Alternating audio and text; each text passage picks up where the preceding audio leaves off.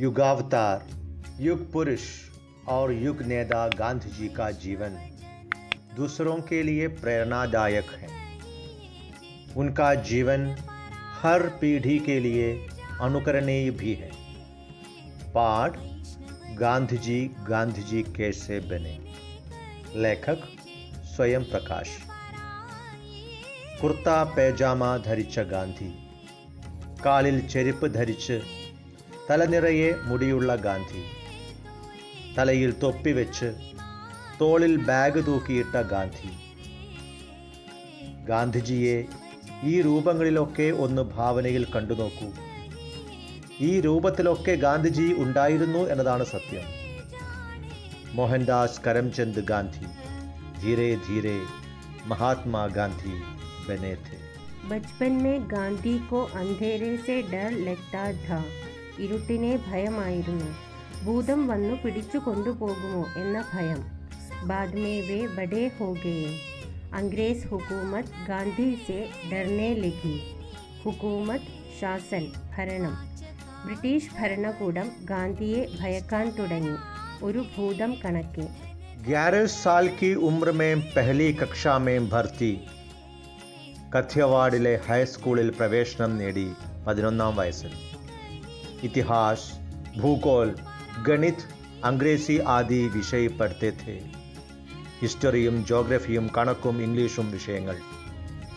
School में fees देना पड़ता था. 8 आने प्रति माह. ഓരോ മാസവും 50 पैसा फीस. पहली परीक्षा में 2 विषयों में 0 मिला था. ക്ലാസ്സിൽ 32ാം റാങ്ക്. ആകെ കുട്ടികൾ 34. ഇതായിരുന്നു നമ്മുടെ മോഹൻദാസ് കരംചന്ദ് ഗാന്ധി. 1888 में गांधी इंग्लैंड गए. വക്കീൽ ആവാനായി ബ്രിട്ടനിലേക്ക് നിറയെ വസ്ത്രങ്ങളുമായാണ് ഗാന്ധി കപ്പൽ കയറിയത്. 1893 में दक्षिण अफ्रीका की ओर. वहाँ वे കുർത്ത ധോത്തി പഹന്നെ ലഗെ. 1915 ഭാരതത്തിൽ തിരിച്ചെത്തി. एक बार गांधी जी मदुरै गए भाषण देने के लिए. 1921 एक औरत तालाब में अपनी धोती धो रही थी. वो आधी धोती पहनी थी और बाकी आधी धो रही थी. फिर धुली हुई धोती पहनती और बाकी को धो रही थी. പാതി വസ്ത്രം ധരിച്ച് പാതി തുണി അലക്കിക്കൊണ്ടിരുന്ന ഒരു പാവം സ്ത്രീ. उस गरीब औरत की हालत देखकर गांधी जी एकदम चकित हो गए, विचलित हो गए. उन्होंने फैसला कर लिया कि अब सिर्फ एक धोती ही पहनूंगा. പാവപ്പെട്ട ആ സ്ത്രീയുടെ അവസ്ഥ കണ്ട് മനം നൊന്ത ഗാന്ധി ഒരു തീരുമാനമെടുത്തു. ഭാരതത്തിലെ മുഴുവൻ ജനങ്ങൾക്കും ഉടുവസ്ത്രം ലഭിക്കുന്നതുവരെ ഞാനും പാതി വസ്ത്രം മാത്രമേ ധരിക്കുകയുള്ളൂ. 1931 में गांधी जी गोल मेज सम्मेलन के लिए लंदन गए.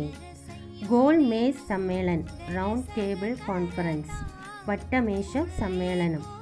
सर्दी का मौसम था. गांधी जी को कम कपड़ों में देखकर वहाँ के बच्चे पूछने लगे, बाबा तुम्हारी पतलून कहाँ गई? അല്പവസ്ത്രധാരിയായ ഗാന്ധിയെ കണ്ടിട്ട് കുട്ടികൾ ചോദിച്ചു, നിങ്ങളുടെ പാൻസ് എവിടെ? ഒരു പുഞ്ചിരി മാത്രമായിരുന്നു മറുപടി. ഗാന്ധിജി റാണി एलिजाबेथ से मिलने गए. रानी के दरबार में कम कपड़ों में जाना अदब कायदे के खिलाफ था. अदब कायदे के खिलाफ, സാമാന്യ മര്യാദക്കെതിരെ. അല്പവസ്ത്രധാരിയായി റാണി എലിസബത്തിനെ കാണാൻ പോകുന്നത് മര്യാദകൾക്കെതിരായിരുന്നു. किसी ने गांधी जी से पूछा, इतने कम कपड़ों में रानी से मिलने जाओगे? गांधी ने जवाब दिया, फिक्र मत करो, डोंट वरी. तुम्हारे राजा ने हम दोनों के बराबर कपड़े अकेले ही पहन रखे होंगे. നിങ്ങളുടെ ഭരണാധികാരി ഞങ്ങൾ 2 പേർക്ക് ധരിക്കാൻ വേണ്ടത്ര വസ്ത്രം സ്വയം ധരിച്ചിട്ടുണ്ടായിരിക്കാം. गांधी जी एक बढ़िया कलम से लिखते थे. एक दिन वो चोरी हो गई. എഴുതാൻ ഇരുന്നപ്പോൾ പേന കാണുന്നില്ല. तब एक छोटे बच्चे ने अपनी पेंसिल गांधी को दे दी. उन्हें पेंसिल से लिखना अच्छा लगा. स्याही वगैरह भरने का झंझट भी नहीं. മഷിയും മറ്റും നിറയ്ക്കേണ്ട ബുദ്ധിമുട്ടുകൾ ഒന്നും തന്നെയില്ല. തീരുമാനിച്ചു കഴിഞ്ഞു, ഇനി പെൻസിൽ മാത്രമേ എഴുതാനായി ഉപയോഗിക്കുള്ളൂ എന്ന്. पेंसिल से उन्होंने पहली चिट्ठी भारत के वाइसरॉय को लिखी थी. लिखते लिखते पेंसिल छोटी हो जाती तो उस पर कागज़ की भोंगली लगाकर धागे से बांध लेते. कागज़ की भोंगली, पेपर चुरुड़, धागा ചരട് ത്രെഡ്. പെൻസിൽ എഴുതി ചെറുതായി പോകുമ്പോൾ പേപ്പർ ചുരുളുകളാക്കി നൂലുകൊണ്ട് അതിൽ കെട്ടിവെച്ച് എഴുതുമായിരുന്നു. इनके पीछे कोई सनक नहीं थी. सनक माने पागलपन, क्रेज. उनकी ये सोच थी कि अपने देश के अधिकांश लोग गरीब हों तो स्वयं फिजूल खर्ची और दिखावा नहीं करना चाहिए. फिजूल खर्ची ധാരാളിത്തം, ദിഖാവ പൊങ്ങച്ചം. രാജ്യത്തെ ജനങ്ങളിൽ ഭൂരിഭാഗവും ദരിദ്രന്മാരായിരിക്കവേ സ്വയം ധാരാളിത്തം, പൊങ്ങച്ചം ഇവ കാണിക്കുന്നത് ശരിയല്ല. अगर आप अपने देश और देशवासियों से प्यार करते हैं तो आपको कम से कम में काम चलाना चाहिए.